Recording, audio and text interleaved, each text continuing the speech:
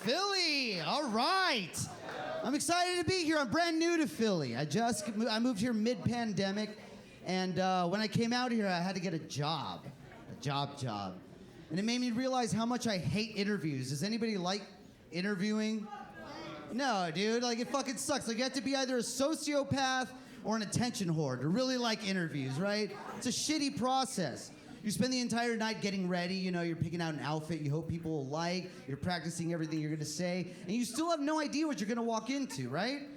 What's fucked up is I feel like I'm interviewing right now.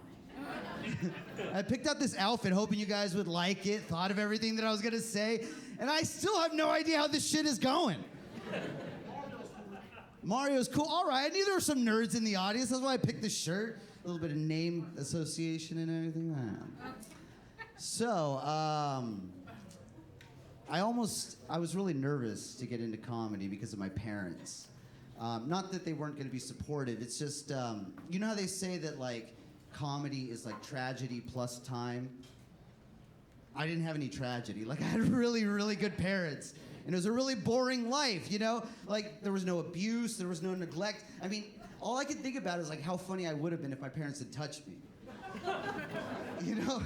If I knew then what I knew now, I would have changed the way I said, Daddy. You know what I mean? But see, here's the thing, it's like they weren't bad parents, but they were really strict, because immigrant parents don't give a shit who's around or where they are. They will smack you in the face and say some shit like, si no te callas la boca, te voy a romper el alma. And you don't need to know Spanish to know that sounds like some gangster ass shit, right? Yeah, and it is. It literally translates to shut your mouth or I will break your soul. Like, that's the kind of thing that Hispanic parents say to their kids. It's like, fuck, all right, I'll leave my broccoli. Fuck. Speaking of being Hispanic, Philly's pretty woke. Does anybody know when Hispanic Heritage Month is? It starts in September. It's actually September 15th to October 15th. We literally have to hop the border into October to celebrate Hispanic Heritage Month, which is some bullshit. Si se puede. Thank you. Some brown people in the back. Thank you. Appreciate that. Now, like I said, my parents were really good parents, but they were really strict. Because, you know, immigrant parents don't care what the neighbors think. They care what America thinks. And you're not gonna fuck up the opportunities that they provided for you by having friends. And how did they make sure? And they were really good at making sure I didn't have friends. You know how? When I was 12 years old, I got the original Batman with Michael Keaton, Jack Nicholson. You guys know this movie? That's an awesome movie for a 12-year-old. I couldn't watch it for a year because it was PG-13. Like, I was wondering if, like, are you worried we're gonna get deported, that I'm watching this movie a little too soon? Like, my parents were afraid that I was on the pot. And so they used to drug test me weekly. And so I had to quit. Peeing. It was a fucked up summer, guys. Like, okay, I wasn't allowed, yeah, thank you, that's a slow burn. No, I wasn't allowed to ride my bike to school on my own until I was in 7th grade. And when I did, my mom followed me in her green Dodge Caravan with her license plate cover that said, "Cat lovers are perfect." That's fucked up. Nobody wants to hang out with that kid. It would have been less traumatizing if my parents had touched me. Daddy.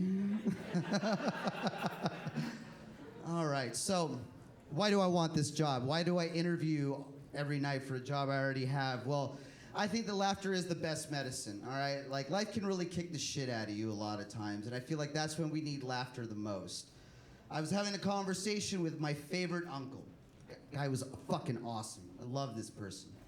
And I didn't know it was gonna be the last conversation I'd ever have with him. And he told me, look, don't ever let anybody tell you that there's not a reason to smile. Look at me. They told me this cancer thing was gonna be tough, and I'm already on stage 4.